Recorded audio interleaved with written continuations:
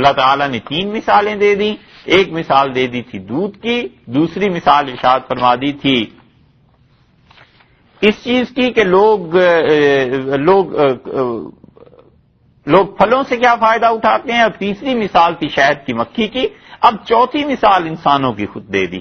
اللہ نے فرمایا واللہ خلقکم، اور اللہ ہی ہے لوگوں جس نے تمہیں پیدا کیا. یہ زندگی کا ابتدائی مرحلہ اور پیدائش، یہ سب چیزیں اللہ کے اختیار میں ہیں اور اللہ کے قبضہ قدرت میں ہیں. جیسے چاہے سو پیدا کرے، کسی کا بس نہیں چلتا. ثم یتوفاکم، اور پھر اس کے بعد اللہ ہی کی ذات ہے دوسری چیز کہ وہ تم کو پورے کا پورا لے لیتا ہے. یہاں یہ نہیں فرمایا موت دیتا ہے، فرمایا اللہ تعالیٰ تمہیں لے لیتا ہے، واپس پہ بلا لیتا ہے. تو معلوم ہوا کہ موت کوئی ایسی چیز نہیں ہے جو بہت زیادہ وحشت اور مصیبت کی ہے، بلکہ وہ زندگی جو چل رہی ہے اس کا ایک حصہ ہی ہے کہ روح اور جسم دونوں بھیج دیے تھے، اس کے بعد اس نے واپس کھینچ دیے، واپس بلا لیا، روح کو واپس بلا لیا، جسم کو اللہ نے واپس دے لیا. مدت پوری ہوئی اور انسان چل پڑا. ثم یتوفاکم، پھر اللہ تعالیٰ کیا کرتا ہے، تم کو واپس بلا لیتا ہے، پورے کا پورا لے لیتا ہے. اور اس سے بالکل ملتی جلتی چیز نیند ہے. اللہ نے اسی لیے آگے 24ویں پارے میں ارشاد فرمایا کہ اللہ یتوفی الانفس حین موتہا، اور اللہ لوگوں کی روحوں کو پکا مستقل لے لیتا ہے جب ان پہ موت آتی ہے. واللاتی لم تمت، اور جو مرتے نہیں ہیں، فی منامہا، جب وہ سوتے ہیں تو اللہ ان کے شعور کو معطل کر دیتا ہے، خدا ان کی روح کو واپس بلا لیتا. پھر وہ انسان کی روح وہ کئی چیزیں دیکھتی ہے اور پھر بندے کو خواب آتے ہیں اور انسان خواب کے ذریعے کچھ حقائق تک پہنچتا ہے. تو اس لیے ارشاد فرمایا کہ ہم واپس لے لیتے ہیں، ہم شعور کو معطل کر دیتے ہیں. اور پھر کتنا معطل اللہ فرما دیتا ہے، بہت سی چیزیں ہیں جو میت سن رہی ہوتی ہے، بہت سے حالات وہ جان رہی ہوتی ہے، لیکن وہ بول نہیں سکتی، اس کا اظہار نہیں کر سکتی. حدیث میں آیا ہے، رسول اللہ صلی اللہ علیہ وسلم نے فرمایا کہ اللہ کے فرشتے آ جاتے ہیں اس وقت جب کسی انسان کی موت ہوتی ہے، اور وہ اس وقت آتے ہیں اس لیے تاکہ جو آدمی دعا مانگے اس پر وہ آمین کہتے. اسی لیے منع کیا کہ موت پہ کبھی بد دعا نہ کرو. موت ہو گئی، کسی کی وفات ہوئی، اب وہ کوئی بھی ہے، بہن ہے، بھائی ہیں، کہتا ہے کاش میں مر جاتا، تو فرشتے کہتے ہیں آمین اس پہ بھی. اسی لیے منع کیا ہے کہ اللہ کے ایسے فرشتے آ جاتے ہیں جو صرف اسی لیے آتے ہیں کہ تم جو کچھ اس وقت مانگو گے اس پہ فرشتے آمین کہیں گے، کیونکہ آدمی کا دل نرم پڑ جاتا ہے بہت زیادہ، اور دنیا سے گویا ایک طرح سے بے تعلقی ہو جاتی ہے کہ یہ ہو کیا گیا میرے ساتھ. تو کیوں بد دعا مانگے، اللہ سے اچھی دعا مانگے، میت کے لیے دعا مانگے.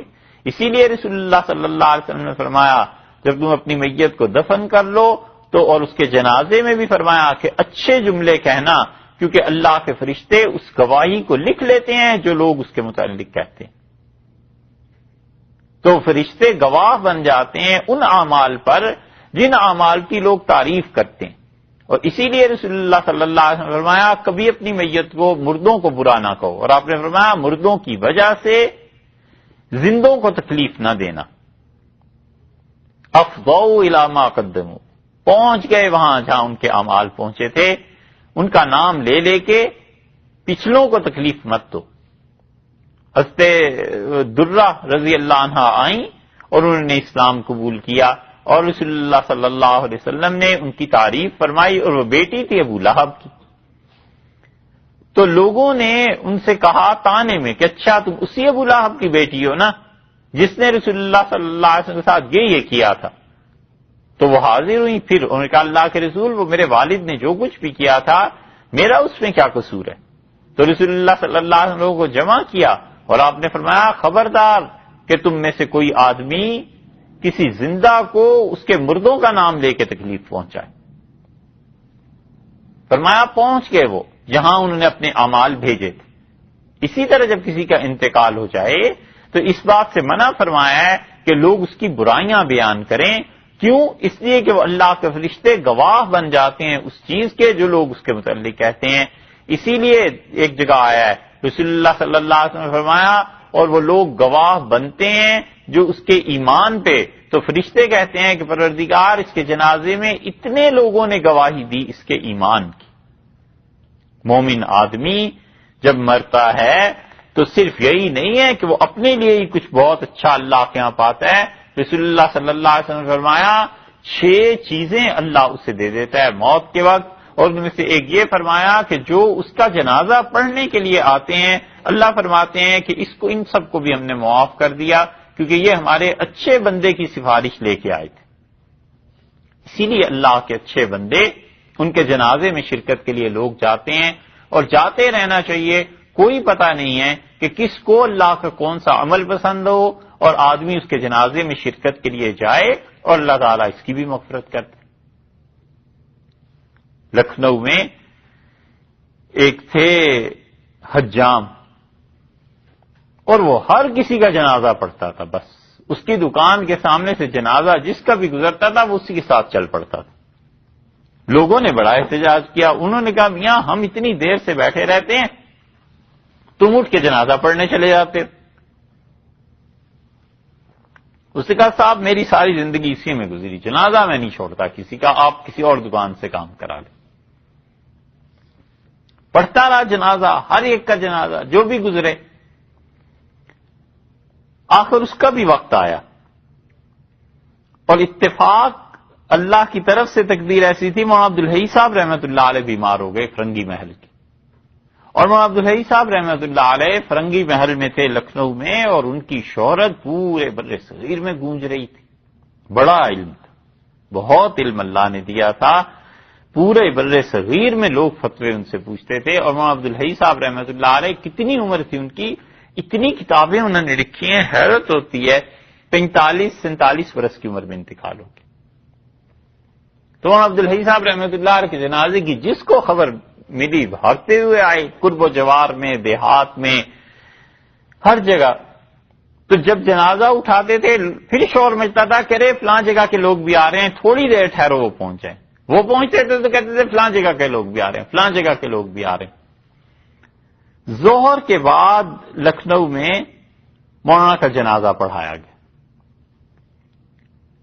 اور پیچھے سے شور اٹھا اور انہوں نے کہا جلدی نہ کرو جنازے میں، کچھ لوگ اور بھی آ گئے۔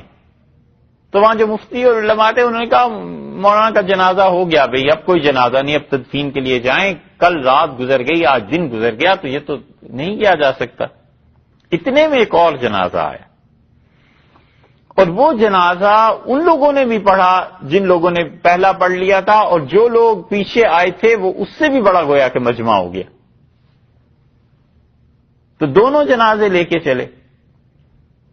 تو کہتے ہیں گومتی پل جو ہے اس کے پاس ایک آدمی بیٹھا ہوا تھا مجذوب سا، تو جنازے جب دونوں گزرے تو بڑا ہنسا اور کہنے لگا حجام مرد تھا، مولوی عبدالحی کو لے ڈوبا۔ وہ دوسرا جنازہ اسی حجام کا تھا، اس بیچارے کے جنازے کے لیے کون اتنے لوگ جمع ہوتے، وہ کہاں سے آتے؟ اس نے کہا مرد تھا، مولوی صاحب کو لے ڈوبا۔ مولانا عبدالحی صاحب رحمۃ اللہ علیہ کا بھی جنازہ اس سے بھی بڑا تو اسی کا ہو گیا۔ تو اس لیے آدمی یہ نیکی کرتا رہے، کیونکہ رسول اللہ صلی اللہ علیہ وسلم نے بتایا کہ جو لوگ جنازہ پڑھنے آتے ہیں اس اللہ کے اچھے بندے کا، اللہ فرماتے ہیں اس کے جو مہمان ہیں ہم نے انہیں بھی معاف کیا، یہ ہمارے بندے کے لیے آئے تھے۔ تو یہ موت جو ہے اس میں بد دعائیں، یہ چیزیں، بڑا بچنا چاہیے ان چیزوں سے۔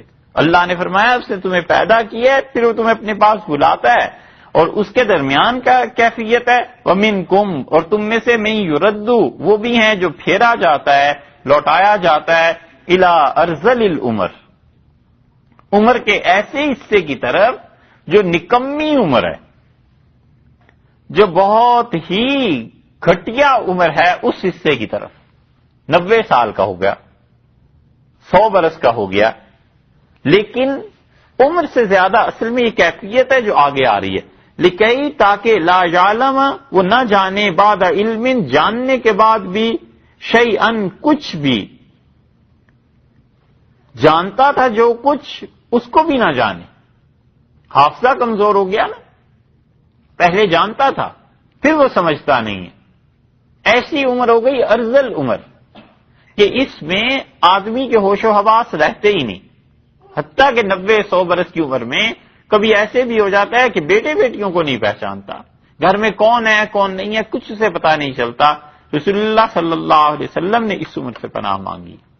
آپ نے کہا اللہ میں تیری پناہ مانگتا ہوں ارذل عمر سے، ایسی عمر سے جو نکمی عمر ہو جائے کہ جس میں کچھ پتہ ہی نہ چلے کہ کون آ رہا ہے کیا کہہ رہا ہے، کچھ یاد نہ رہے، کچھ ہوش و حواس نہ رہے، اتنی طویل عمر کسی انسان کی ہو جائے کہ اسے یہ چیزیں ہونے لگیں، اس سے پناہ مانگی۔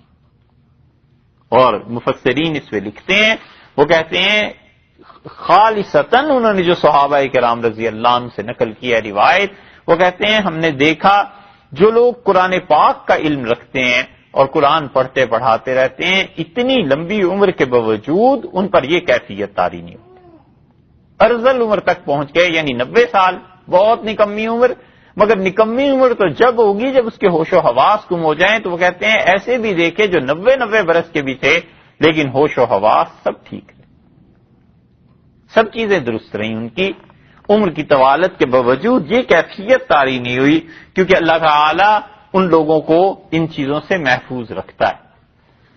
اسی لیے امام مالک رحمۃ اللہ علیہ کہتے تھے، وہ کہتے تھے کہ اتنی طویل عمر اور حدیث کی خدمت میں نے نہیں دیکھا کسی آدمی کو کہ طویل عمر ہونے کے باوجود ارذل ہو گیا ہو کہ اسے کچھ سمجھ ہی نہ آئے کیا ہو رہا ہے۔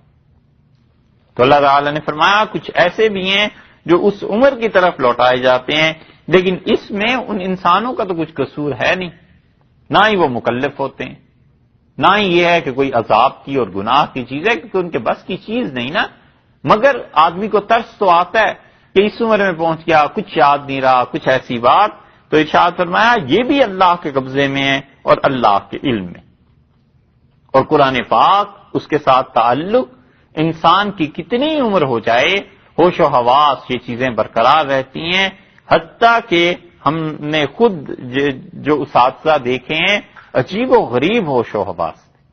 قاری عبدالرحیم صاحب رحمت اللہ علیہ تھے، قرآن پاک کے پڑھنے میں ہمارے ان کے درمیان ایک ہی واسطہ ہے، ہمارے یعنی جو استاد ہیں ان کے بھی استاد تھے، اور ان کی ہمیشہ یہ دعا رہتی تھی کہ اللہ تعالیٰ انہیں وفات دے اس حال میں کہ وہ قرآن پڑھتے پڑھاتے چلے جائیں۔ بڑی عمر ہو گئی، اور مغرب کی نماز انہوں نے ملتان میں مسجد میں پڑھی، اٹھے اپنی درسگاہ میں آ گئے، اور بچے حفظ کرتے تھے بہت زیادہ، ان سے 40 سال انہوں نے حفظ میں لگا دیے، اور ان کے بھی استاد تھے قاری فتح محمد صاحب رحمۃ اللہ علیہ، مدینہ منورہ میں ہمیں ان کی زیارت بھی ہوئی، اور وہ بالکل معذور ہو گئے تھے آخری عمر کے حصے میں، کرسی پہ ان کے خادم انہیں مسجد نبوی میں لے کے جاتے تھے۔ قاری فتح محمد صاحب رحمۃ اللہ علیہ نے یہ کہا، قرات کے امام تھے اپنے زمانے کے قرات میں، کسی نے قاری صاحب کو کسی کی قرات پسند ہی نہیں آتی تھی، پرانے آدمی تھے نا، تو کسی شاگرد نے ان کے ساتھ یہ کیا کہ حضرت ایک مرتبہ قرآن پڑھ رہے تھے، اس سے ریکارڈ کر لیا، کئی دن کے بعد کہنے لگے حضرت ایک قاری صاحب ہیں بہت اچھے ہیں، ایسے ہیں، ان کی قرات آپ کو سنائیں، بہت ٹاپ کی قرات انہوں نے کی ہے۔ کہنے لگے میاں سناؤ، اس نے وہی جا کے کھول دی، تو چپ کر کے سنتے رہے، تو شاگرد نے پوچھا آخر پہ کہ حضرت کیسے ہیں؟ فرمایا بس غنیمت ہے۔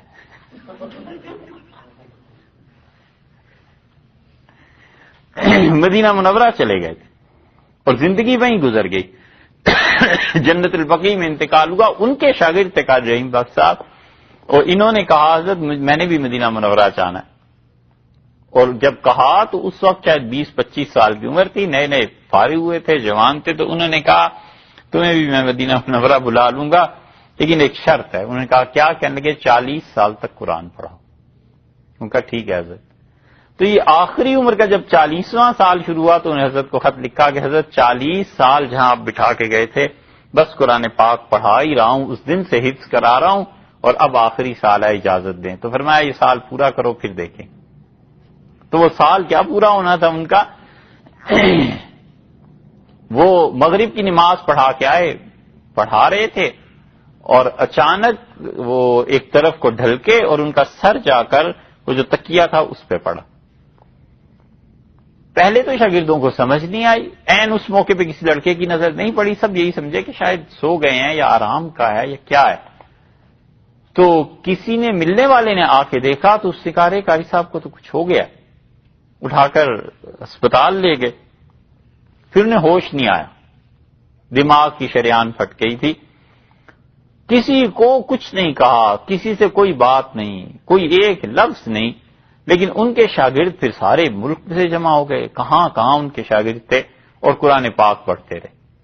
ان کے ایک شاگرد کہتے تھے، ہمارے استاد کہتے تھے کہ میں ان کے سرحانے قرآن پڑھ رہا تھا اور میں ان کو دیکھ بھی رہا تھا اور بڑی حسرت تھی کہ ایسی بڑی شخصیت کیا ہوگا۔ شیخ الحدیث مولانا زکریہ صاحب رحمۃ اللہ علیہ کے خلیفہ تھے، تو کہتے ہیں سورہ یاسین پڑھتے پڑھتے اس نے ایک جگہ پر زیر کی بجائے زبر پڑھ دیا، تو اس حال میں بھی انہوں نے نہ کر دیا۔ تو ہم نے اسے سمجھایا کہ تم نے قرآن غلط پڑھا، اور اس نے پھر ٹھیک پڑھا، بس اس کے علاوہ کچھ پتہ نہیں۔ ڈاکٹرز نے کہا کہ اب تو کچھ ہو ہی نہیں سکتا، اور ایک ہفتے بعد انتقال ہو گیا۔ مطلب کوئی وہ روح میں جو بس جاتی ہے نا ایک چیز، وہ قرآن روح میں اتنا بس گیا تھا، کوئی زیر زبر کی غلطی تھی اس پہ بھی انہوں نے نہ کر دی، کہ مطلب یہ کہ ٹھیک پڑھو۔ یہ ہے وہ چیز اللہ تعالی نے فرمایا ہے کہ کچھ لوگ ہوتے ہیں جو ارذل عمر کی طرف لوٹائے جاتے ہیں۔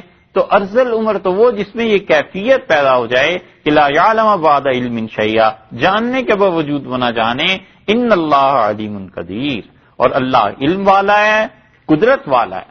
یہ جتنے دلائل اس نے دیے ہیں، اس کے علم کو تم دیکھو، اس کی قدرت کو تم دیکھو، یہ سب کی سب چیزیں ایسی ہیں کہ اس نے اپنے علم سے سارے کام کیے، وہ راستے مقرر کر دیے، وہ دودھ کے لیے اتنی اچھی چیزیں کر دیں، وہ پھلوں میں کیا چیزیں پیدا کر دیں، اور پھر تم اپنی تخلیق کو، ان جانوروں کو، شہد کی مکھی کو، سب چیزوں کو دیکھو، یہ اس کی قدرت ہے ساری کی ساری۔ واللہ فضل، اور اللہ تعالی نے ہی فضیلت بخشی ہے، اللہ نے بڑائی دی ہے، بعضکم تم میں سے بعض کو، علی بعض کچھ لوگوں کو کچھ لوگوں پر، پھر رزق، اللہ نے روزی میں بھی تم لوگوں کے ساتھ مساوات نہیں رکھی، کچھ لوگوں کو اللہ نے رزق زیادہ دیا ہے، کچھ لوگوں کو اللہ نے رزق کم دیا۔ جب یہ کیفیت ہے تو پھر کرنا کیا چاہیے؟ اس سے معلوم ہوئی پہلی بات کہ یہ جو رزق کا نظام ہے یہ خالصتاً اللہ نے اپنے پاس رکھا ہے، انسانوں کی عقل پہ موقوف نہیں، بس کسی حد تک عقل کام کرتی ہے، باقی اس کے علاوہ اس کا رزق کہاں سے آئے گا؟ اللہ نے فرمایا یہ نظام میرے پاس ہے۔ آدمی کسی کو دیکھتا ہے مجھ سے زیادہ کما رہا ہے، مجھ سے زیادہ پیسے اس کے پاس ہیں، قرآن نے اسی لیے سختی سے اس بات کا رد کیا ہے۔ اللہ نے فرمایا وَلَا تَتَمَنَّوْا مَا فَضَّلَ اللَّهُ بَعْضَكُمْ عَلَىٰ بَعْضٍ، بھول کے بھی تمنا نہ کرنا، یہ محاورے میں ترجمہ کر رہے ہیں۔ اللہ نے کہا ہرگز تمنا نہ کرو جو کچھ ہم نے کسی پہ فضل فرمایا ہے تم میں سے ایک دوسرے کو، پھر کریں کیا؟ طبیعت میں تو پیدا ہوتا ہے کہ اس آدمی کو زیادہ رزق ہے، میرے پاس کم ہے، میرے پاس زیادہ ہے، فلاں کے پاس کم ہے۔ اللہ نے فرمایا وَاسْأَلُوا اللَّهَ مِن فَضْلِهِ، کرنے کا کام یہ ہے کہ مجھ سے مانگو اللہ کا فضل۔ اللہ نے کہا میرا فضل مجھے سے مانگو۔ جب آدمی اللہ سے مانگتا رہے گا تو اللہ تعالیٰ اس کے رزق کے لیے جتنا چاہے گا اسے بڑھا دے۔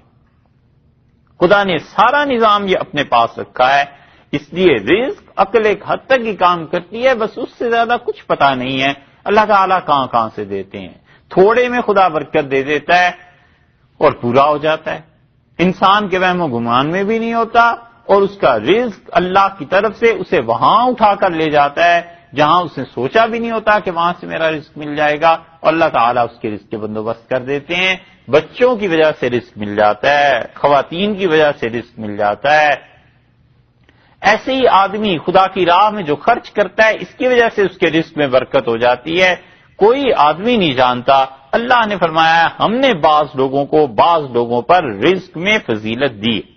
صحابہ کرام رضی اللہ عنہم حاضر ہوئے اور مہاجرین صحابہ رضی اللہ عنہم نے کہا کہ اللہ کے رسول یہ انصار ہیں، ہم ہجرت کر کے آئے ہیں، انہوں نے ہمیں اپنے گھر میں رکھا ہے، یہ ہمارے ساتھ نیکی کرتے ہیں اور یہ ہر چیز میں ہم سے بڑھ گئے، حتیٰ کہ انہوں نے غلام آزاد کیے اور اللہ کے راستے میں صدقہ کیا، اور ہم غریب لوگ یہ کر نہیں سکتے، تو ہم ان تک کیسے پہنچے؟ رسول اللہ صلی اللہ علیہ وسلم نے ان سے فرمایا کہ یہ تمہارے برابر نہیں ہو سکتے جب تک تم ان کے لیے دعا کرتے رہو، ان کی تعریف کرتے رہو۔ اور دوسری حدیث میں آیا، آپ نے فرمایا کہ اچھا تم ہر نماز کے بعد 33 اور 33 مرتبہ یہ سبحان اللہ الحمدللہ اور 34 مرتبہ اللہ اکبر ارشاد فرمایا یہ پڑھ لیا کرو۔ کچھ دن کے بعد مہاجرین پھر آئے، انہوں نے عرض کیا اللہ کے رسول ابھی تو انصار بھی پڑھنے لگے ہیں، انہیں بھی پتا چل گیا ہے۔ تو رسول اللہ صلی اللہ علیہ وسلم نے فرمایا اس بات کو چھوڑ دو، یہ رزق اللہ کی تقسیم ہے، اللہ نے ان کو زیادہ دے دیا ہے، یہ اللہ کے اپنے اختیار اور قبضے کی بات ہے۔ اسی لیے یہ جو تسبیحات ہیں نا، یہ رسول اللہ صلی اللہ علیہ وسلم نے ایک اور جگہ بھی تلقین فرمائی۔ حضرت فاطمہ رضی اللہ عنہ گھر کا کام کرتی تھی اور بچے ہو گئے دونوں 1 سال سے بھی کم وقفے میں۔ حضرت حسن رضی اللہ عنہ کی پیدائش ہوئی اور 10 مہینے یا 11 مہینے کے بعد حضرت حسین رضی اللہ عنہ کی پیدائش ہوئی۔ گھر کا کام انہیں سارا کرنا پڑتا تھا، تو حضرت علی رضی اللہ عنہ سے انہوں نے کئی بار کہا کہ مجھے کوئی نوکرانی کوئی رکھ دیں، میرے سے یہ کام ہوتے نہیں ہیں اتنے زیادہ۔ تو انہوں نے کہا کہ تم رسول اللہ صلی اللہ علیہ وسلم سے کیوں نہیں کہتی، عرض کرو ان کی خدمت میں کہ ایک غلام تمہیں دے دے۔ حضرت فاطمہ رضی اللہ عنہ آئیں اور رسول اللہ صلی اللہ علیہ وسلم سے یہ کہنے کے لیے، اور پھر نہیں کہہ سکیں اپنی حیا سے اور واپس چلی گئیں۔ پھر دوبارہ یہ ہوا، پھر تیسری مرتبہ علی رضی اللہ عنہ ساتھ لے آئے اور علی رضی اللہ عنہ نے عرض کیا کہ یہ آپ کی صاحبزادی یہ کہتی ہیں اور یہ اپنی شرم سے آپ سے کہہ نہیں سکی، اس لیے میں آج حاضر ہوا ہوں۔ تو رسول اللہ صلی اللہ علیہ وسلم تم دونوں سوچو، اگر میرے پاس کوئی غلام ہو تو میں اسے بیچ کر جو پیسے مجھے ملیں یہ ان غریب صحابہ رضی اللہ عنہ پہ خرچ نہ کروں جو مسجد نبوی میں بیٹھے رہتے ہیں۔ اور پھر فرمایا الا ادلکما، میں تم دونوں کو ایک چیز بتاؤں، خیر لکما من خادمکما، جو تمہیں نوکر سے بھی زیادہ اچھی چیز ہے۔ ہم نے عرض کیا ضرور، تو آپ نے فرمایا سونے سے پہلے یہ پڑھا کرو 33 اور 34 مرتبہ اللہ اکبر سبحان اللہ الحمدللہ، اور آپ نے فرمایا یہ خادم سے بھی زیادہ بڑی چیز ہے۔ یہ جو رسول اللہ صلی اللہ علیہ وسلم نے فرمایا نا خادم سے بھی بڑی چیز ہے، وہ دونوں حضرات تشریف لے گئے تو اس سے علی رضی اللہ عنہ اس کے پابند رہے، یہ حدیث سناتے تھے اور کہتے تھے پھر میں نے کبھی نہیں چھوڑی اس کو۔ لوگوں نے کہا لیلۃ الصفین، جس دن صفین کی جنگ میں آپ صبح تک لڑتے رہے اس دن، انہوں نے کہا اس دن بھی میں نے رات کو یہ پڑھا تھا اگرچہ مجھے دیر ہو گئی تھی۔ محدثین نے اس کا فائدہ لکھا ہے اور یہ فائدہ ایسا ہے جو اتنے لوگوں کے تجربے میں آیا ہے کہ اتنے لوگ جھوٹ نہیں بولا کرتے۔ محدثین کہتے ہیں اس کا مطلب یہ ہے کہ جو آدمی یہ کرتا رہے گا وہ چلتے پھرتے ایک دن چلا جائے گا، بس جب موت آنی ہوئی چلتے پھرتے چلا جائے گا، کسی آدمی کی خدمت کی اسے ضرورت ہی پیش نہیں آئی، سیدھی سی بات۔ کیوں کسی کا کوئی احسان دے، کسی خدمت کی ضرورت نہیں، وہ ایسے ہی چلا جائے گا۔ جب ہم نے صحیح بخاری پڑھی تو ہمارے استاد تھے جو رحمہ اللہ، وہ کہتے تھے میں اب تک تو بھائی اس پہ عمل کرتا ہوں، دیکھو موت تک کیا ہوتا ہے۔ اور اس کے 2 سال بعد ہی ان کا انتقال ہو گیا، اور انتقال بھی ایسے ہی ہوا کہ وہ بیٹھے ہوئے تھے اور دل کا دورہ پڑا، اسپتال لے گئے اور ہسپتال میں چند دن گزارے، شاید 4 دن 5 دن، کسی کی کوئی خدمت کی ضرورت ایسی پیش ہی نہیں آئی۔ اور آخری چیز وہ ان راتوں میں بھی یہی تسبیحات پڑھتے رہے جب ہوش آیا، اور آخری چیز جو انہوں نے زبان سے کہی وہ تھی کہ ربنا لا تؤاخذنا ان نسینا او اخطانا، اللہ اگر ہم بھول جائیں، ہم سے غلطی ہو جائے تو خدایا اس پہ ہماری پکڑ نہ کر، بس یہ کہا اور ان کے انتقال ہو گیا۔ تو کتنے ہی لوگ ایسے ہیں جو یہ رات کو پابندی سے پڑھتے رہتے ہیں، پھر کسی خادم کی ضرورت نہیں، کسی نوکر کی ضرورت نہیں، چلتے پھرتے ہاتھ پاؤں سب قوا اور سب چیزیں درست ہیں اور اللہ کے ہاں پہنچ گئے۔ تو اس لیے رزق، صحت، یہ چیزیں اس میں ایسی ایسی چیزیں ہوتی ہیں جو آدمی عام حالات میں نہیں سوچ سکتا۔ یہ خدا کے کلام کا اثر ہے جو اثر اس کو محفوظ رکھتا ہے جسم کے نقصان سے۔ اسی طرح یہ جو رزق ہے اللہ نے فرمایا یہ ہم نے تقسیم کی ہے، اس کی کسی کو کم دیا ہے، کسی کو زیادہ دیا ہے۔ آگے 26ویں پارے میں بھی ایک جگہ یہی مسئلہ ہے تاکہ اس دنیا کا نظام چلتا رہے۔ فَمَا الَّذِينَ، سو وہ لوگ فضلوا جن کو رزق زیادہ دیا گیا ہے، برادی کیا لوٹانے والے ہیں، رزقہم اپنی رزق کو ان کی طرف، علی ما ملکت ایمانہم ان نوکروں کی طرف جن کے مالک ہیں ان کے دائیں ہاتھ. کیا یہ اس رزق کو اپنے نوکروں کی طرف لوٹا دیں گے؟ اگر یہ لوٹا دیں تو فہم فیہ سوا، یہ دولت میں سب برابر ہو جائیں گے. یہ مثال اللہ تعالی نے دی. فرمایا کیا وہ لوگ جنہیں ہم نے رزق زیادہ دیا ہے برادی لوٹانے والے ہیں؟ اس لفظ کو دیکھیے اللہ نے کیا فرمایا. اللہ تعالیٰ نے یہ نہیں کہا انہیں دینے والے ہیں. رد تو یہی کہتے ہیں نا، لوٹانا. تو اس کا مطلب یہ ہے کہ پہلے انہوں نے یہ رزق اپنے نوکروں کے ذریعے، غلاموں کے ذریعے حاصل کیا ہے، تو کیا یہ لوگ اسی رزق کو واپس لوٹا دیں گے؟ دیکھا، یہ ہے اشارہ اس طرف کو کہ دولت جو ہے نا جس کے پاس آئی ہے یہ اصل میں ان مزدوروں ہی کے ذریعے آئی. تو کیا یہ لوٹا دے گا ان مزدوروں کو؟ یہ دلیل ہے نا سوشلسٹ لوگوں کے لیے. بہت اس آیت کو پڑھتے تھے. اسلامک سوشلزم کا جو زمانہ تھا کئی لوگ اس آیت کو پڑھتے تھے. خیر، اللہ تعالی نے کہا کہ یہ اس رزق کو لوٹا دیں گے ان کی طرف، یعنی جن کے ذریعے کمایا ہے کیا ان کو دے دیں گے؟ اگر ایسے کریں فہم فیہ سوا، تو یہ سارے سرمایہ دار اور مزدور برابر ہو جائیں گے. اصل بات کیا ہے؟ یہ تو آئے گی جہاں کہ اسلام کا معاشی نظام آئے گا. مختصر خلاصہ اس بات کا یہ ہے کہ شریعت کبھی کسی ایسے معاشرے کی تشکیل چاہتی نہیں اور نہ کہتی ہے کہ کرو جس میں لوگوں کے درمیان اتنا فرق آ جائے کہ ایک طبقہ انسانوں کا ضروریات زندگی سے محروم ہو جائے اور ایک طبقہ عیاشی کرتا ہے. سب سے منیمم لیول سب کا برابر ہے. کوئی بھی شہری ہے جو انسانوں کے حقوق ہیں اس میں سب مشترک، اور اس کے بعد جو اوپر فاضل آمدنی ہے، کسی کے پاس کم ہے زیادہ ہے، اس میں کوئی پریشان ہونے کی بات ہی نہیں. بات تو یہ ہے کہ جہاں پر بنیادی وسائل اور اسباب اور یہ چیزیں لوگوں کو مہیا نہ ہوں اور لوگوں کا رہن سہن، لوگوں کی بنیادی زندگی ہی کی ضروریات پوری نہ ہوں، وہ معاشرہ اللہ کے ہاں قابل قبول نہیں. اسی لیے رسول اللہ صلی اللہ علیہ وسلم نے متعدد مقامات پر اس پر شدت سے نفرت کا اظہار فرمایا ہے کہ جہاں انسانوں کا ایک طبقہ اتنا کچھ کھاتا ہو اور دوسری طرف وہ طبقہ بھی ہو جو اپنی ضروریات زندگی کے لیے محتاج ہو. آپ نے کہا اللہ کی امان اس بستی سے اٹھ جاتی ہے 40 دن کے لیے جہاں ایک آدمی بھوکا سو جائے. خدا اپنے امن کو اٹھا لیتا ہے، امان کو اٹھا لیتا ہے. اسی لیے حضرت ابوبکر رضی اللہ عنہ نے اپنے دور میں جب تنخواہیں مقرر کی تو یہ لوگ اس نقطے کو بھول جاتے ہیں. حضرت ابوبکر رضی اللہ عنہ نے سب کے لیے یکساں تنخواہیں مقرر کی تھی.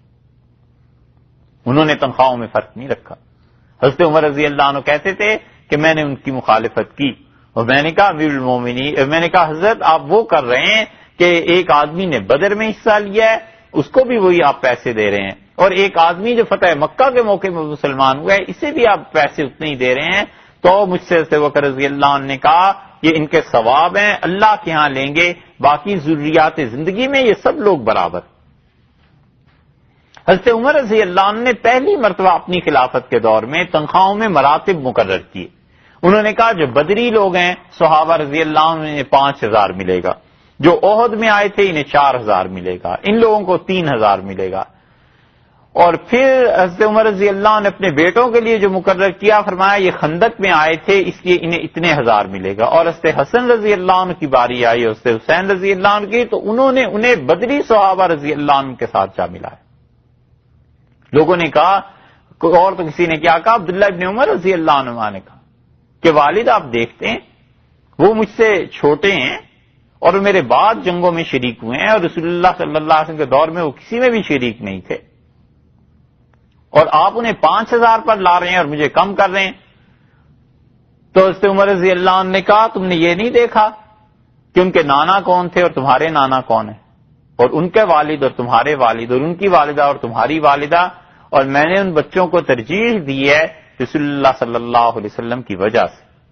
اسی لیے سے عمر رضی اللہ عنہ اپنے دور میں جب تنخواہوں کے لیے شورا کو بلایا تو انہوں نے کہا کہاں سے شروع کیا جائے. ساری بحث کے بعد لوگوں نے کہا امیر المومنین آپ اپنے خاندان سے شروع کریں. ان کا نہیں، سب سے پہلے رسول اللہ صلی اللہ علیہ وسلم کے خاندان سے شروع ہوگی بات کہ تنخواہیں کیسے مقرر ہوں گی.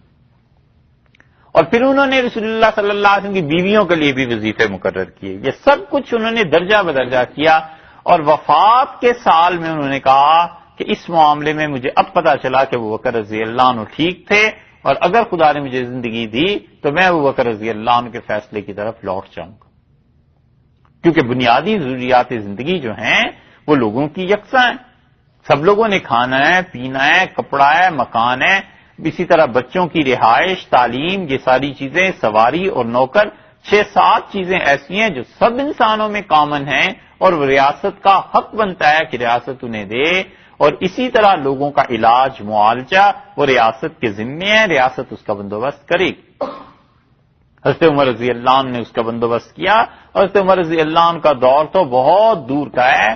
یہ مغلوں کے دور میں جہانگیر تو اس کے جہانگیری میں کتنی چیزیں اس نے لکھی ہیں. اس نے کہا ہندوستان پورے میں حکومت نے علاج فری کر رکھا ہے، جو آدمی بھی بیمار ہو ہم نے اطباء بٹھا رکھے ہیں اور وہ لوگ اس کا علاج کرتے ہیں. اپنے لیے اس نے ایک دوائی بنوائی تھی، اس پہ اس نے بہت ناراضگی کا اظہار کیا. کہتا ہے ایسے ہی حکیم بولتے رہتے ہیں. میں نے ان سے کہا تھا مجھے دوا بنا دو اور میرے پاس سے اتنے پیسے خزانے سے لے گئے اور دوائی بنا کے لائے اور مجھے اس کا کچھ فائدہ نہیں ہوا. تو یہ تو نظام جو صحت کا ہے یہ ریاست کے ذمے. اسلام نے بھی یہی بتایا کہ ریاست کے ذمے ہے، ریاست اپنے شہریوں کا خیال رکھے گی. ان تمام چیزوں میں جو رسول اللہ صلی اللہ علیہ وسلم نے حضرت معاذ رضی اللہ عنہ کے لیے مختص کی تھی. اور قصہ یہ ہوا کہ حضرت معاذ رضی اللہ عنہ پہ ہو گیا تھا قرض زیادہ اور یہودی آئے اور انہوں نے کہا حضرت معاذ رضی اللہ عنہ کے متعلق رسول اللہ صلی اللہ علیہ وسلم سے کہ معاذ پیسے نہیں دیتے. اور حضرت معاذ رضی اللہ عنہ کو رسول اللہ صلی اللہ علیہ وسلم نے بلایا. اور معاذ رضی اللہ عنہ ایسے آدمی تھے کہ ایک دن وہ آئے تو رسول اللہ صلی اللہ علیہ وسلم سے ہاتھ ملایا، ان کا ہاتھ کھردرا ہو گیا تھا. کام کرتے تھے کھیتوں میں، تو رسول اللہ صلی اللہ علیہ وسلم نے ان کے دونوں ہاتھ چوم لیے اور آپ نے فرمایا یہ کام کرتا ہے یعنی کھیت میں تو ایسے دونوں ہتھیلیاں ہیں جو اللہ کو بڑی پسند ہیں، اللہ کو یہ دونوں ہاتھ بڑے اچھے لگتے ہیں. تو گویا اشارہ کیا اس طرف کہ جو لوگ اپنے کام خود کر لیتے ہیں، اپنی محنت، مزدوری، اپنی زمینوں کی بجائی، اپنی زمینوں پہ کام کرنا، یہ اللہ کے ہاں بڑی عظمت ہے اس میں. تو حضرت معاذ رضی اللہ عنہ سے پوچھا سارا معاملہ اور خلاصہ اس کا یہ نکلا کہ آپ نے کہا دیکھو بھئی معاذ رضی اللہ عنہ کے متعلق آپ نے فرمایا دیکھو میں معاذ کے کپڑے تو نیلام کروں گا نہیں اور نہ معاذ کے وہ آلات جن کے ذریعے یہ کماتا ہے پیسے اپنے گھر کے لیے پورے کرتا ہے، زراعت کی چیزیں میں وہ بھی نہیں نیلام کروں گا اور اس کے برتن وہ بھی نہیں اور اس کے بستر جو اس نے اپنے لیے اور مہمان اپنے جو آتے ہیں ان کے لیے رکھے ہیں میں یہ بھی نہیں نیلام کروں گا. اور آپ نے فرمایا اس کی سواری یہ بھی نیلام نہیں کی جائے گی اور اس کا گھر جس میں یہ رہتا ہے یہ بھی نیلام نہیں ہوگا اور اس کا نوکر جو اس کے گھر والوں کا اور اپنا کام کوئی غلام کرتا ہے اس کو بھی میں نیلام نہیں کر سکتا اور ان چیزوں کے علاوہ کوئی چیز بتاؤ جو اس کے گھر میں ہو اور وہ میں نیلام کر کے تمہیں پیسے دے دیتا. لوگوں نے کہا اللہ کی قسم معاذ کے گھر میں اس کے علاوہ تو کوئی چیز نہیں. تو رسول اللہ صلی اللہ علیہ وسلم نے باقی حضرت معاذ رضی اللہ عنہ کے دوستوں سے کہا کہ اپنے دوست کی مدد کرو، اس پہ قرض ہو گیا ہے. صحابہ رضی اللہ عنہ نے پیسے جمع کیے اور رسول اللہ صلی اللہ علیہ وسلم نے جس ریشو سے لوگوں کا قرض بنتا تھا اس ترتیب سے واپس کر دیا. تو جو بنیادی طور پر آپ نے انسانوں کے حقوق متعین کر دیے ہیں یہ سب چیزیں ریاست کے ذمے خود ضروری آتی ہیں اور کوئی بھی کرکی نہیں کر سکتا، کوئی ان چیزوں کو چھین نہیں سکتا کسی سے بھی. تو اس لیے یہ بنیادی حقوق کے بعد جو اوپر رزق ہے کسی انسان کے پاس کم ہے کسی کے پاس زیادہ ہے، اللہ نے فرمایا اس میں کون سی ایسی بات ہے، یعنی ان چیزوں میں پھر یہ نہ کرو، نہ تمنا کرو، یعنی کسی آدمی کی طرف دیکھو بھی نہیں. ضروریات زندگی تمہاری پوری ہو رہی ہیں بس ٹھیک ہے اور ان ضروریات میں سے کوئی چیز کم ہو جائے پھر رسول اللہ صلی اللہ علیہ وسلم نے بتایا ہے کہ وہ آدمی پکڑا جائے گا. اسی لیے آپ نے فرمایا کہ عہدے دودھ پلاتی ماں ہیں بچوں کو جیسے اچھی لگتی ہے نا دودھ پلاتی ماں، آپ نے فرمایا یہ عہدے ایسے ہیں، اور ارشاد فرمایا کہ پھر جب یہ عہدے چھینے جاتے ہیں تو پھر وہ بچہ جیسے ماں سے نفرت کرنے لگتا ہے یا ماں کو برا بھلا کہتا ہے، آپ نے فرمایا یہ پھر اس طرح برے لگتے ہیں یہ عہدے۔ اس لیے کسی اسلامی حکومت میں کسی آدمی کا عہدہ لے لینا یہ کوئی چھوٹی چیز نہیں ہے۔ بچتے تھے، بھاگتے تھے عہدے لینے سے، کہتے تھے بالکل نہیں۔ حضرت امام ابو حنیفہ رحمۃ اللہ علیہ کو حکومت نے قید میں ڈال دیا کہ قاضی، انہوں نے کہا بالکل میں نہیں بنوں گا۔ انہوں نے کہا اللہ کی قسم میرے پاس کوئی آئے اور کہے کوئی بات اور پھر میں اس پہ قسم دلاؤں اسے، میرے یہ بس میں نہیں ہے، میں تو بالکل قاضی نہیں بنوں گا۔ اس لیے کہ لوگوں کے حقوق مملکت میں بہت زیادہ ہیں۔ حضرت عمر رضی اللہ عنہ نے آخری حج میں جو دعا مانگی تھی وہ یہی تھی۔ جب وہ آئے ہیں مدینہ منورہ جا رہے تھے تو کہتے ہیں وہ لیٹے ہوئے تھے اور انہوں نے ایک جگہ لیٹے، راستے میں قافلہ جب رکا تو ایک صحابی رضی اللہ عنہ کہتے ہیں میں سن رہا تھا تو انہوں نے اپنے دونوں ہاتھ اٹھائے اور انہوں نے کہا اللہ عمر کی سلطنت بہت بڑھ گئی ہے، ملک بہت دور دور تک پھیل گیا ہے، اور پروردگار اب اس حال میں تو مجھے واپس بلا لے کہ نہ تو میں نے کسی پہ ظلم کیا اور نہ حق کسی کا میرے ذمہ باقی رہے۔ تو میں نے ان سے کہا امیر المومنین کیا مانگ رہے ہیں؟ انہوں نے کہا میں بوڑھا ہو گیا ہوں اور مملکت بہت وسیع ہو گئی ہے، اور میں اللہ سے کہتا ہوں کہ اب میرا بڑھاپا ایسا آ گیا ہے کسی کا حق ضائع نہ ہو جائے، اور اس کے کچھ دنوں 22 دن کے بعد حضرت عمر رضی اللہ عنہ کی شہادت ہوگی۔ اس لیے جو حکومت وقت کا نظام ہے اس میں یہ نہیں ہو سکتا کہ شہریوں کو بنیادی حقوق نہ ملے۔ اتنے زیادہ بنیادی حقوق دیے ہیں، اتنے زیادہ بنیادی حقوق دیے ہیں کہ خواتین اگر کسی جگہ رشتہ نہ وہ کرنا چاہے، شریعت کہتی ہے مت کرے، وہ حکمران وقت حاکم قاضی اس کی عدالت میں جا کے دعویٰ کرے کہ میرا رشتہ غلط ہوا ہے، اس رشتے کو نہیں کرنا چاہتی، حکومت اس کے لیے بندوبست کرے۔ بچے ہیں دودھ پیتے ہیں، بچوں کا دودھ حکومت کی طرف سے مقرر کیا جائے گا، ماں باپ کی ذمہ داری نہیں، وہ بعد کی ہے، پہلے اسٹیٹ کی ذمہ داری ہے کہ اسٹیٹ بچوں کے دودھ کا بندوبست کرے گی۔ حضرت عمر رضی اللہ عنہ نے یہ قانون نافذ فرمایا تھا اپنے دور میں، اور پھر خلافت میں چلتا رہا ہے کہ جس کے ہاں بچہ پیدا ہوتا تھا کوئی، وہ جا کے لکھاتے تھے کہ ہمارے ہاں بچہ ہوا ہے، اور یہ پھر حکومت کہتی تھی کہ اس کے لیے دودھ کے وہ کوپن یا پرچی یا جو چیز دے دیتے تھے کہ یہ تم دکھاؤ اور اس کے عوض میں دودھ لے لیا کرو، اور حکومت پیمنٹ کر دیتی تھی۔ یہ سب چیزیں ایسے ہی تو نہیں کوئی 1000 برس مسلمانوں نے 1100 سال حکومت کی، کوئی سسٹم تو تھا، اور مسئلہ یہ ہے کہ وہ سارے سسٹمز جو ہیں وہ کتابوں میں اب لکھے ہوئے ہیں، نہ تو ہمارے سامنے آتے ہیں نہ کوئی اس کو بیان کرتا ہے۔ ماوردی رحمت اللہ علیہ نے کئی 1000 صفحات پر مشتمل کتاب لکھی ہے صرف ان سسٹمز میں کہ اسلام میں سسٹم کیا کیا تھے، مساجد کیسے چلتی تھیں، سکولز کیسے بنتے تھے، تعلیمی اداروں میں کیسے کام ہوتا تھا، نصاب ان کو کیا پڑھایا جاتا تھا، دوسرے ملکوں کے ساتھ کیا تعلقات ہوتے تھے، پیسے کی انویسٹمنٹ کیسے ہوتی تھی، سود کی کون کون سی قسمیں تھیں، کس کو ختم کیا گیا، کیا چیزیں رائج کی گئیں، ہر ایک نظام انہوں نے لکھا ہے کہ ہمارے زمانے میں مملکت ایسے چلتی۔ اللہ تعالیٰ نے یہاں پر ارشاد فرمایا کہ دیکھو جن سے رزق آیا ہے تم ان کو واپس نہیں لوٹاتے، فہم فیہ سواء، تاکہ وہ تمہارے برابر ہو جائیں، یہ تم کام نہیں کرتے اپنے ہاں کہ تم اپنے نوکروں کو اپنے برابر کر لو، یہ کام تم نہیں کرتے، اپنے لیے اور میرے لیے پسند کرتے کہ میں کیا کروں، جن کو میں نے پیدا کیا ہے اور جن کو میں نے اس دنیا میں بھیجا ہے انہی کی تم عبادت کرو اور تم ان کو میرے برابر کر دو۔ تو آقا اور غلام بھلا برابر ہوا کرتے، اتنی چھوٹی سی بات نہیں سمجھتے، اسی لیے فرمایا فبنعمت اللہ، کیا یہ اللہ کی نعمت سے یجحدون، انکار کرتے۔ نعمت جو اللہ تعالی نے یہاں فرمایا ہے کہ جس سے وہ انکار کر رہے ہیں، نعمت سے مراد مفسرین کہتے ہیں اللہ کی توحید ہے، کہ اللہ تعالی کی توحید سے تم انکار کر رہے ہو۔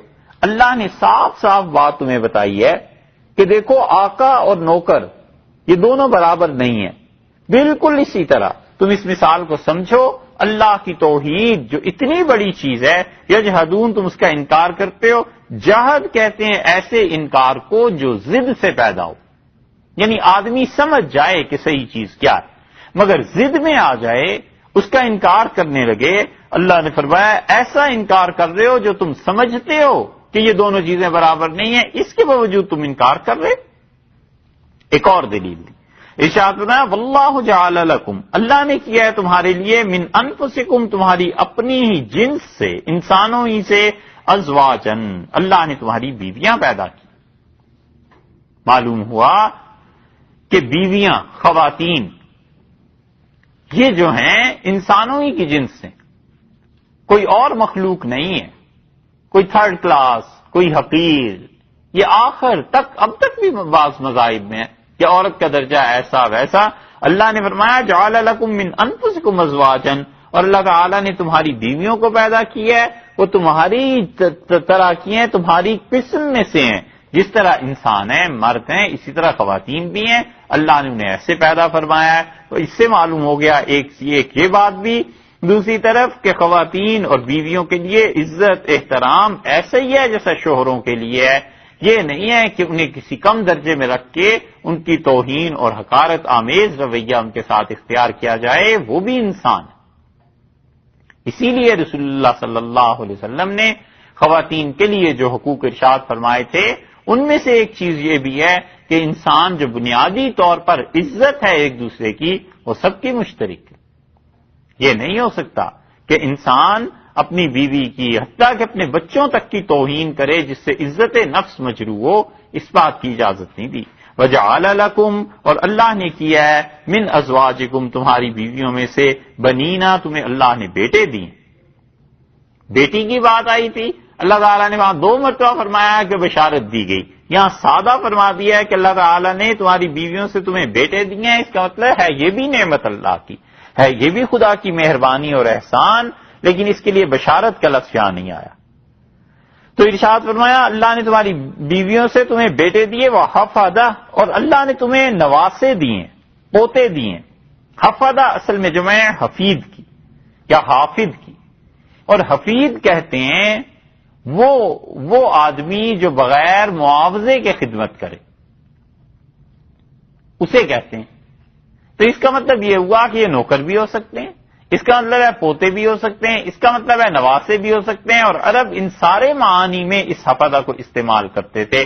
یہ جو دعائے قنوت ہم پڑھتے ہیں نا، اور اس میں کہتے ہیں وَنَحْفَظُ، اور اللہ ہم آپ کی خدمت کرتے ہیں، اللہ ہم آپ کی خدمت میں حاضر ہیں، وہیں سے یہ لفظ بنا ہے حفدہ، حفید، پوتا، نواسا۔ اور یہ اللہ کی بہت بڑی مہربانی کہ کسی انسان کے پاس، نانا اور دادا کے پاس پوتے نواسے جمع ہو جائیں، یہ خدا کے احسانات میں سے ہے۔ حتیٰ کہ کسی آدمی کے پاس خود اس کی اولاد ہی جمع ہو جائے، یہ بھی خدا کا انعام۔ قرآن پاک میں آیا ہے 29ویں پارے میں، اللہ نے فرمایا ہے یہ اس لیے آپ کا مذاق اڑاتا ہے، اس لیے قرآن کو نہیں مانتا کہ ہم نے وَبَنِينَ لَهُ شَهُودًا، ہم نے اس کی اولاد ساری اس کے پاس جمع کر دی، 8-9 تو اس کے بیٹے تھے، اور تاجر کہاں کہاں گھومتے رہتے تھے، پھر وہ سارے بیٹے اس کے مکہ مکرمہ میں اس کے پاس جمع ہو گئے گھر میں، تو اللہ نے اس کو گنا ہے۔ اللہ نے فرمایا اس لیے کہ ہم نے اس کی اولاد اس کے پاس جمع کر دی۔ تو والدین کے پاس اولاد کا جمع ہو جانا یا کسی آدمی کا اپنی ساری اولاد اس کے ساتھ رہے، یہ اس پر خدا کا انعام ہے۔ اللہ نے فرمایا اچھا اس پہ غور کر لو، پھر اللہ نے کیا کیا، تمہیں خدمت گار دے دیے، بیٹے، پوتے، نواسے، تمہاری نسل کو اللہ نے چلا دیا ہے۔ یہ بھی تو اللہ ہی ہے جو کر رہا ہے، اللہ کے علاوہ کون ہے جو اتنا کچھ کر، تمہاری آنکھوں کے سامنے تمہاری نسل پھیلنے لگے، پھولنے لگے۔ وَرَزَقَكُم مِّنَ الطَّيِّبَاتِ، اور اللہ نے تمہیں پاکیزہ اور ستھری چیزوں میں سے کھانے کو دیا، یہ سب چیزیں خدا کا انعام۔ اسی لیے رسول اللہ صلی اللہ علیہ وسلم نے کسی بھی انسان کے آگے نسل چل پڑے، بیٹے، پوتے، پوتیاں، نواسے، نواسیاں، اس پر خوشی کا بھی اظہار فرمایا ہے، اور خود رسول اللہ صلی اللہ علیہ وسلم کے یہاں جب نواسے ہوئے ہیں تو آپ نے اس پہ بھی خوشی کا اظہار کیا۔ حضرت حسن رضی اللہ عنہ کو لے کے آئے تھے حضرت علی رضی اللہ عنہ، اور وہ کہتے ہیں میں نے رسول اللہ صلی اللہ علیہ وسلم کی گود میں ڈالا کہ آپ کا یہ نواسا ہوا ہے، تو رسول اللہ صلی اللہ علیہ وسلم نے حسن کو پیار کیا، اور آپ نے کہا اس کا نام، تو حضرت علی رضی اللہ عنہ کہتے ہیں میں نے کہا اس کا نام میں رکھوں گا حرب، جنگ، لڑائی، منع کر دیا۔ آپ نے کہا نہیں، یہ میرا بیٹا تو حسن ہے، بہت خوبصورت ہے. اور پھر کہتے ہیں اس کا بھائی پیدا ہوا حسین رضی اللہ عنہ، تو میں ان کو بھی لایا اور میں نے رسول اللہ صلی اللہ علیہ وسلم کی گود میں اسے ڈالا، تو آپ نے فرمایا اس کا نام؟ میں نے کہا حرب، لڑائی. آپ نے فرمایا نہیں یہ تو حسین. تو رسول اللہ صلی اللہ علیہ وسلم نے ایسے ناموں سے بھی بچوں کو بچایا ہے جن ناموں میں جنگ، لڑائی، اس قسم کی چیزیں. وہ جو جنگیں ہوئی ہیں وہ اس کی کوئی خاص حکمت عملی تھی، خاص چیزیں تھیں. آگے آئیں گی وہ جنگیں بھی، پھر انشاءاللہ عرض کریں گے. بنیادی طور پر رسول اللہ صلی اللہ علیہ وسلم کا یہ نہیں تھا کہ جنگ ضرور ہونی ہے اور لڑنا ضرور ہے اور کافروں کو مارنا ضرور ہے. اسی لیے تو فرمایا تھا کہ تم مجھے 100 اور 1000 کافروں کے قتل کی خبر لا کے دو، میرا دل اتنا خوش نہیں ہوتا جتنا تم ایک آدمی کے مسلمان ہونے کی خبر سناتے ہو تو میں اس سے اتنا خوش ہوتا ہوں. تو اولاد کا پھیلنا، آگے نانی دادی کسی کا بن جانا، نانا دادا بن جانا، یہ سب خدا کے انعامات میں سے، خدا کی مہربانیوں میں سے. ایک آدمی آیا اور رسول اللہ صلی اللہ علیہ وسلم پیار کر رہے تھے حضرت حسن رضی اللہ عنہ.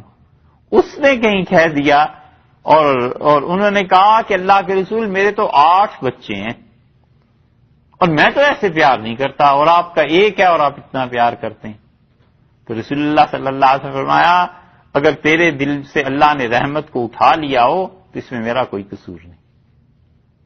تو اسے رحمت کی چیز بتایا ہے کہ آدمی کا دل نرم ہو اپنے گھر والوں کے لیے، اپنی اولاد کے لیے یا بچوں کے لیے. بنیادی طور پہ یہ سب خدا کی مہربانیاں اور خدا کی عنایات ہیں. حتیٰ کہ رسول اللہ صلی اللہ علیہ وسلم کے پاس لوگ لائے جاتے تھے اور آپ ان کے لیے برکت کی بھی دعا کرتے تھے، سر پہ ہاتھ پھیرتے تھے. یہ امام ابو یوسف رحمۃ اللہ علیہ ہیں، حنفی فقہا میں رکن ہیں، بہت بڑے آدمی ہیں. امام ابو حنیفہ رحمۃ اللہ علیہ کے شاگرد ہیں اور انتقال ہوا ہے ان کا 180 ہجری میں. اور آپ اندازہ کریں ان کے دادا پیدا ہوئے تھے جب رسول اللہ صلی اللہ علیہ وسلم احد میں تھے، پیدا نہیں ہوئے تھے اس وقت، بچے تھے. تو احد میں ان کے دادا آئے اور احد ہوئی ہے 4 ہجری میں، تو 175 برس بعد ان کا انتقال ہوا نا. تو رسول اللہ صلی اللہ علیہ وسلم نے ان کے دادا کے سر پہ ہاتھ رکھا اور امام ابو یوسف رحمۃ اللہ علیہ کہتے تھے کہ نبی کریم صلی اللہ علیہ وسلم کے ہاتھ کی برکت اللہ کی قسم اب بھی مجھے اپنے وجود میں محسوس ہوتی. 250 برس کے بعد بھی وہ کہتے تھے کہ ان کے دستے مبارک کی برکتیں اب بھی میں محسوس کرتا ہوں. تو یہ شفقتیں اور محبتیں تھیں. اللہ نے فرمایا ہم نے پھر رزق بھی دیا کھانے کو پاکیزہ چیزوں میں سے.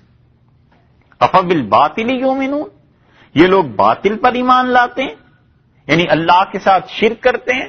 دیا خدا نے اور نام بچوں کے اور رکھنا شروع کر دیے.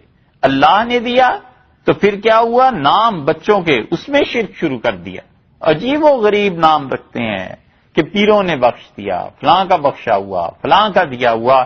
افبالباطل یؤمنون، باطل چیزوں پر ایمان لاتے ہیں. وبنعمت اللہ، اور اللہ کی نعمت سے ہم یکفرون، یہی ہیں جو کفر کرنے والے ہیں، یہی ہیں جو انکار کرنے والے.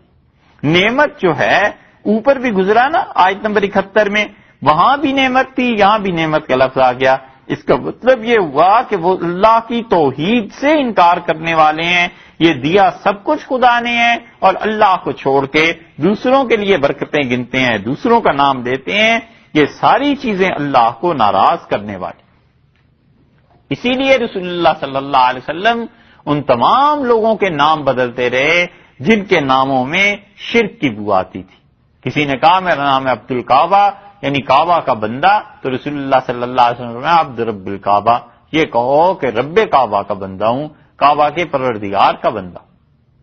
یہ ساری نسبتیں جو ہیں ناموں میں اللہ کے علاوہ، اللہ نے فرمایا باطل چیزوں پر ایمان رکھتے ہیں اور اس کے بعد اللہ کی نعمت کا انکار کرتے ہیں. وَيَعْبُدُونَ مِن دُونِ اللَّهِ، اور یہ اللہ کی عبادت، اللہ کو چھوڑ دیتے ہیں، عبادت کرتے ہیں اللہ کے علاوہ ان کی، مالا جو کہ نہیں ہے، یملک کو اختیار رکھتے لہم ان کے لیے، رزقاً رزق کا اختیار جن کے پاس نہیں. ان کو پوچھتے ہیں ایسوں کو، لا یملک لہم رزقاً، مختار نہیں ہے ان کی روزی کے. مالک نہیں ہے ان کی روزی کے، من السماواتی آسمانوں سے، والارض اور زمین میں، شیئن ذرہ برابر کسی چیز کے مالک نہیں ہے، اور مالک ہونا مختار ہونا تو دور کی بات ہے، ولا یستطیعون، اور اس کی استطاعت بھی نہیں رکھتے، ان کی ہمت ہی نہیں ہے، ان کے قبضے میں ہی نہیں ہے کہ اللہ کے رزق پہ کچھ ان کا تصرف اور کچھ قبضہ چلے۔ بہت اچھا اس پہ حاشیہ لکھا ہے شاہ عبد القادر صاحب رحمۃ اللہ علیہ۔ شاہ صاحب فرماتے ہیں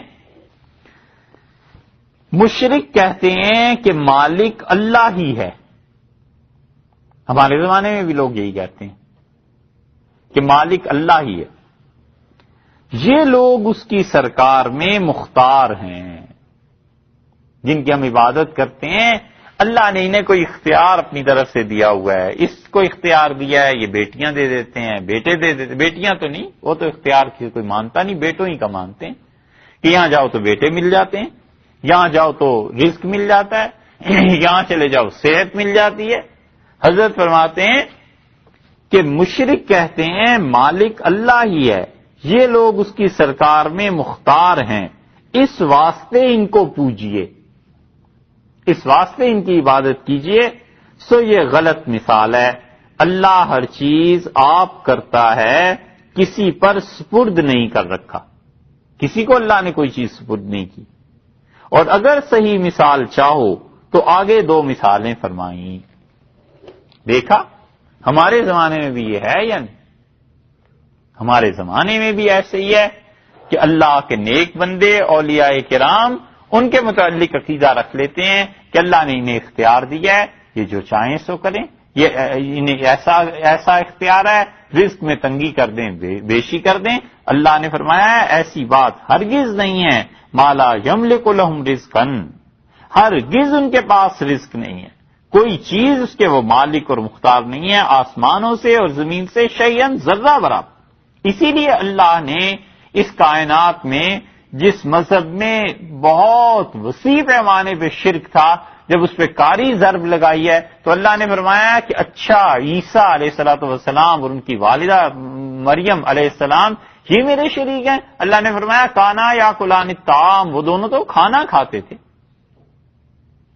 کیسی سمپل بات تھی کہ وہ دونوں تو کھانا کھاتے تھے، کھانا کھاتے تھے تو محتاج تھے نا، جو کھانا کھاتا ہے وہ زمین کا محتاج، وہ موسم کا محتاج، وہ اس کا محتاج کہ کوئی کاٹے اس کے سامنے رکھے، پکانے کا محتاج، ان سب چیزوں کے اتنے محتاج کہ عام انسانی زندگی میں دن میں اگر وہ 3 بار کھانا کھاتے تھے تو کتنی احتیاج ہے ان ساری چیزوں کے لیے۔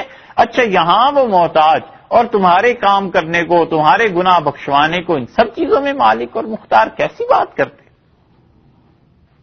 یہاں پر فرمایا ہے کہ ولا یستطیعون، ان کے بس کی بات نہیں، ان کے قبضے ہی کی بات نہیں ہے کہ وہ کیا کرتے، ان کے قبضے میں کچھ ہوتا۔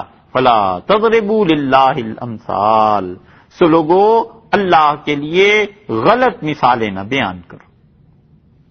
امثال کی 2 تشریحات یہاں کی ہیں مفسرین نے۔ ایک تشریح تو یہ کہی ہے کہ فلا تضربوا للہ الامثال، اللہ کے لیے غلط مثالیں نہ بیان کرو۔ مثال تم بیان کرتے ہو ایسی کہ جس طرح دنیا میں یہ نظام چل رہا ہے ایسے یہ مثال نہ بیان کرو۔ اور دوسری مثال جو کہی ہے، دوسرا ترجمہ جو بلکہ پہلی جو بات کہی ہے کہ تم اللہ کے لیے غلط مثالیں نہ بیان کرو، وہ ایسے ہی ہے جیسے مثال انہوں نے بیان کی نا کہ اللہ نے فلاں فلاں کو اختیار دے دیا۔ مشرکین یہی کہتے تھے کہ اللہ کی بارگاہ اس تک کس کی رسائی ہے بھئی، کوئی اللہ تک نہیں پہنچ سکتا جب تک کہ اس کے پیارے لوگوں کو نہ دیکھا جائے جن کو خدا نے مختار بنا دیا۔ اور کہتے تھے بادشاہ کو مثلاً دیکھو، بادشاہ سے ڈائریکٹ کون بات کر سکتا ہے، اس کے وزیر ہوں گے، وزیروں کے آگے پھر سیکٹری ان کے ہوں گے، پھر اور کوئی ہوگا، اس چینل کے تھرو بادشاہ تک پہنچنا پڑتا ہے۔ بس ایسے ہی اللہ تک پہنچنا ہے تو اس طرح سے پہنچو گے۔ جن بتوں کی عبادت کرو اس سے بھی پہلے جو زندہ کائن بیٹھے ہوئے ہیں پہلے تو ان کو راضی کرو، ان پجاریوں کو، اور اس کے بعد پھر آگے سارے کا سارا مسئلہ چلے گا۔ اللہ نے فرمایا میرے لیے ایسی مثالیں نہ بیان کرو، اس لیے کہ وہ تو براہ راست اپنے بندوں کے ساتھ جانتا ہے، سنتا ہے ان کے سارے احوال کو، حالات کو، اور جو چاہے سو کرے۔ اللہ کو کیا ضرورت پڑی ہے کسی کو بھی نائب بنانے کی؟ یہ تو وہ بناتے ہیں جن کے کام براہ راست نہیں چلتے، یہ تو وہ بناتے ہیں جو تم جیسے انسان ہیں اور محتاج ہیں۔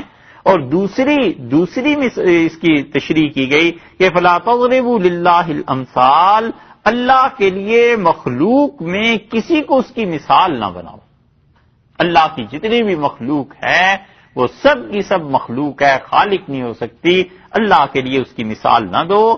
تم جتنا کچھ بھی سوچتے ہو، مثال بناتے ہو، پیدا کرتے ہو، تم اپنے اوپر قیاس کر سکتے ہو نا، اپنے قیاس اور عقل سے باہر نکل نہیں سکتے۔ اور اللہ کی ذات، اس کے اختیارات، اس کی ذات، اس کی صفات علیہ، وہ سب کی سب کہیں بلند و بالا ہیں، تمہاری اپنی سوچ سے اللہ کی ذات کے لیے ایسے نہ کہو۔ ان اللہ یعلم، اللہ کو علم ہے، وانتم لا تعلمون، اور تمہیں علم نہیں۔